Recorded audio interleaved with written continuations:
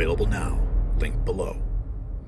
And now we peel away the veneer of diplomatic niceties to reveal a story that cuts to the core of what it means to wield power in America. Imagine, if you will, a lavish Russian party where luxury and influence collide, and at the center of it all, Hunter Biden making a call that could reverberate through the halls of our republic. Now, this isn't just any call. It's a direct line to none other than Joe Biden, a plea for help to get a deal over the finish line. But why does this matter to you, the American citizen? Because it's your republic, your ideals, and potentially your future at stake. As we unravel this tangled web of connections, promises, and political maneuvering, remember, what's revealed in the shadows often illuminates the truth. So you don't want to miss a final word on why this explosive story matters to every patriot watching. Stay with us as we expose the unseen battles that are shaping our nation. Before we dive deeper into tonight's explosive revelation, let's talk about staying warm in these cold times. Much like certain deals need a little extra heat to get across the finish line, just as we uncover stories that the elite would prefer to keep under wraps, we've discovered a way to outsmart another system rigged against the average Joe, the utility companies. With heating costs soaring, this portable mini heater is your secret weapon against those chilly winter bills. It's compact, efficient, and most importantly, doesn't rely on the big utility companies to keep you warm. Join the thousands who are already saving. Grab yours at 55% off at getwarmnow.com and enjoy the cozy warmth without a hefty price tag. Remember, it's risk-free with a 60-day money-back guarantee, so heat up your home, not your bills.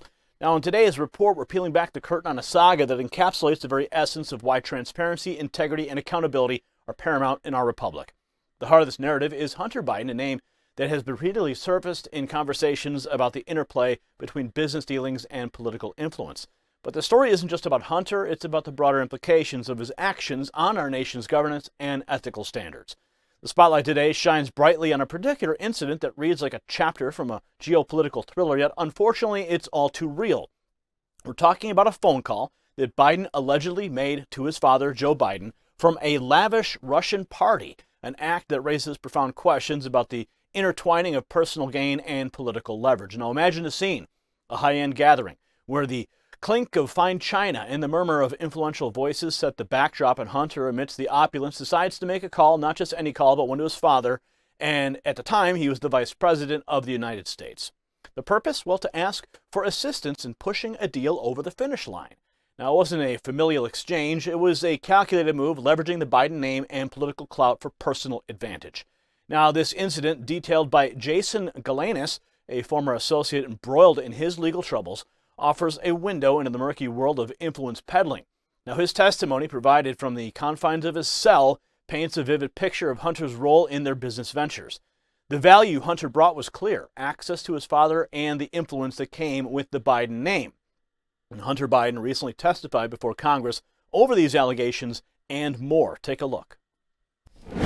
Moving on now, President Biden's son Hunter faces fierce criticism today in closed-door testimony before two House committees, both looking for evidence to impeach his father. House Republicans claim the Bidens used the president's brand to gain lucrative business dealings. Both the president and his son deny that claim, and Republicans have not offered concrete evidence to back it up. NBC's Alice Barr is on Capitol Hill with the details. Hunter, what do you hope to tell the committee today? After months of back and forth, Hunter Biden today finally giving a closed-door deposition on Capitol Hill, fiercely refuting House Republicans' claims that President Biden was involved in his son's business dealings. In his prepared opening remarks, Hunter Biden telling leaders of the House Oversight and Judiciary Committees, quote, "For more than a year, your committees have hunted me in your partisan political pursuit of my dad. You have trafficked in innuendo, distortion, and sensationalism." Republican Oversight Chairman James Comer saying the investigation does not end with this deposition. As long as we keep getting you information in, we're going to continue to pursue. But Chairman Comer did not directly answer what evidence exists that Mr. Biden took official action as either president or vice president to benefit his family's businesses. Just last week, a former FBI informant, Alexander Smirnov, was charged with fabricating claims about a bribery scheme involving Hunter and President Biden that had become central to the impeachment inquiry into the president. Prosecutors say Smirnov had close ties to Russia Russian intelligence. Even some Republicans skeptical that there's evidence to support an impeachable offense. Democrats pointing to testimony from past business associates confirming the president was not involved in his son's business ventures. Our colleagues would do best at this point to fold up the circus tent and allow us to focus on something that would actually be of benefit to American people. The deposition comes as a partial government shutdown looms at the end of the day Friday, with no deal to fund the government in sight. In Washington, Alice Barr, NBC News. Now, the details of the Russian party call are particularly damning. Surrounded by foreign investors and political elites, Hunter's decision to dial his father, putting him on speakerphone in such a setting, speaks volumes about the casual intermingling of business and governance in the Biden circle. And according to Galanis, present at this opulent gathering were figures with vested interests in Hunter's ventures, eager to leverage the Biden connection to their advantage. But what does this say about the state of our political system?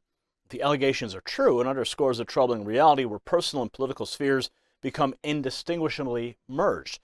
Where the pursuit of personal gain doesn't just flirt with, but dances boldly with levels of political power.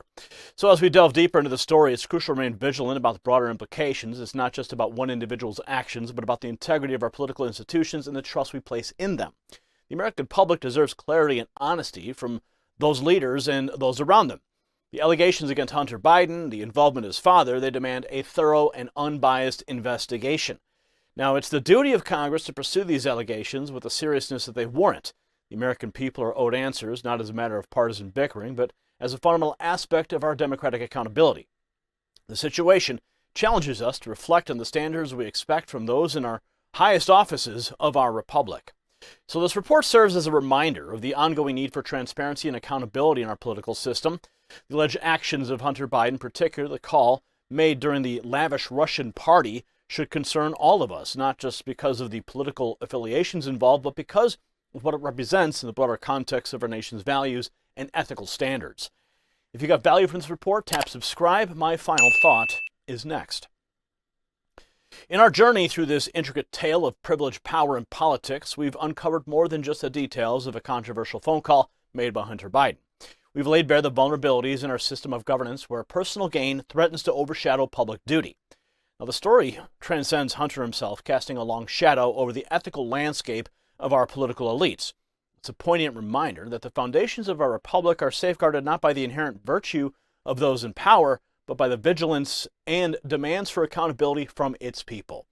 As we close this chapter, let's not view it merely as an expose of one individual's actions, but as a call to action for all Americans to demand transparency, integrity, and accountability from those who wield power in our name.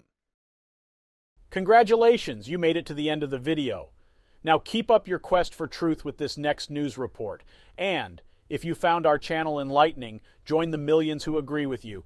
Tap subscribe. Thank you for watching the Next News Network.